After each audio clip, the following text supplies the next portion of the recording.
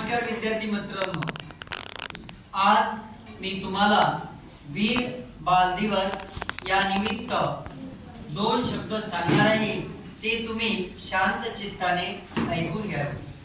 विद्यार्थी मित्रांनो, आपल्या देशामध्ये सत्यासाठी, धर्मासाठी, न्यायासाठी बलिदान देणारे अनेक मोठे व्यक्ती आहेत, पण लहानी मुलं कोणत्याच बाबतीत कमी नाही।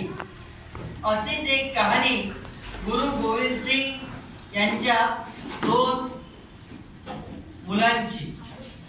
दोन मुलं म्हणजे एक जोरावर सिंग आणि फतेह सिंह।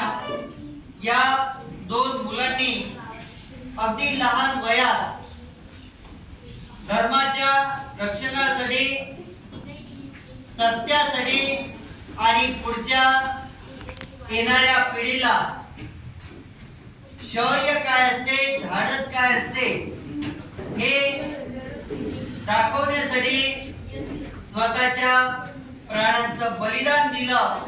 म्हणून भारत सरकारने 2022 पासून 26 डिसेंबर हा दिवस वीर बाल दिवस म्हणून साजरा करण्याचे ठरविले।